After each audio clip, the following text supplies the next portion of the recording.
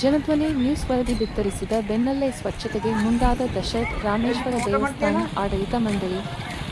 ಹೌದು, ಇದು ಜನಧ್ವನಿ ನ್ಯೂಸ್ ವರದಿ ಫಲಶ್ರುತಿ. ಹೊಸದುರ್ಗ ತಾಲೂಕಿನ ಐತಿಹಾಸಿಕ ದಶರಥ ರಾಮೇಶ್ವರ ಪುಣ್ಯಕ್ಷೇತ್ರದಲ್ಲಿ ಮೂಲಭೂತ ಸೌಕರ್ಯಗಳ ಕೊರತೆ, ಶೌಚಾಲಯ ಬಳಕೆಗೆ ಇಲ್ಲದಿರುವುದು ಹಾಗೂ ಸ್ವಚ್ಛತೆ ನಿರ್ವಹಣೆಯ ಕೊರತೆ ಕುರಿತು ಜನಧ್ವನಿ ನ್ಯೂಸ್ ಸಮಗ್ರ ವರದಿ ಬಿತ್ತರಿಸಿತ್ತು. ಸಾರ್ವಜನಿಕರ ತೆರಿಗೆ ಹಣದಲ್ಲಿ ನಿರ್ಮಿಸಿದ ಶೌಚಾಲಯವಿದ್ದರೂ ಬಳಕೆಗೆ ಬೀಗ ಹಾಕಲಾಗಿದೆ. ಪರಿಣಾಮ ಪುಣ್ಯಕ್ಷೇತ್ರಕ್ಕೆ ಆಗಮಿಸುವ ಭಕ್ತರು ತೊಂದರೆ ಅನುಭವಿಸುತ್ತಿರುವ ಬಗ್ಗೆ ವರದಿಯಲ್ಲಿ ಬೆಳಕು ಚೆಲ್ಲಲಾಗಿತ್ತು. ವರದಿ ಬಿತ್ತರವಾದ ಬೆನ್ನಲ್ಲೇ ಎಚ್ಚೆತ್ತುಕೊಂಡಿರುವ ದೇವಸ್ಥಾನ ಆಡಳಿತ ಮಂಡಳಿ ಇದೀಗ ಸ್ವಚ್ಛತಾ ಕಾರ್ಯಕ್ಕೆ ಮುಂದಾಗಿದೆ.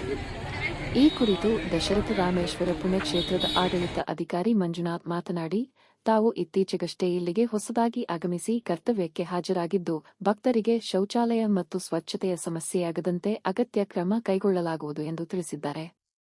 ಮುಚ್ಚಲಾಗಿದ್ದ ಶೌಚಾಲಯದ ಬಾಗಿಲು ತೆರೆಯಲಾಗಿದ್ದು, ನೀರಿನ ವ್ಯವಸ್ಥೆ ಕಲ್ಪಿಸಲಾಗಿದೆ. ದೇವಸ್ಥಾನದ ಸುತ್ತಮುತ್ತಲಿನ ಪ್ರದೇಶದಲ್ಲೂ ಸ್ವಚ್ಛತಾ ಕಾರ್ಯ ಮಾಡಿಸಲಾಗಿದೆ.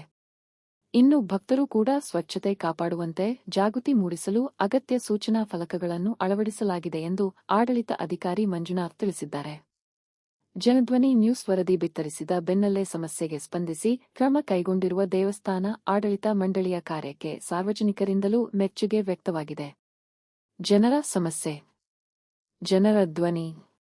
ಸಂಬಂಧಪಟ್ಟವರ ಗಮನಕ್ಕೆ ತಂದು ಪರಿಹಾರ ದೊರಕಿಸುವುದು ಜನಧ್ವನಿ ನ್ಯೂಸ್ನ ನಿರಂತರ ಪ್ರಯತ್ನ. ಇದು ಜನಧ್ವನಿ ನ್ಯೂಸ್ ವರದಿ ಫಲಶ್ರುತಿ. ಜನಧ್ವನಿ ನ್ಯೂಸ್ ಜನರ ಪರ, ಜನರ ಧ್ವನಿ.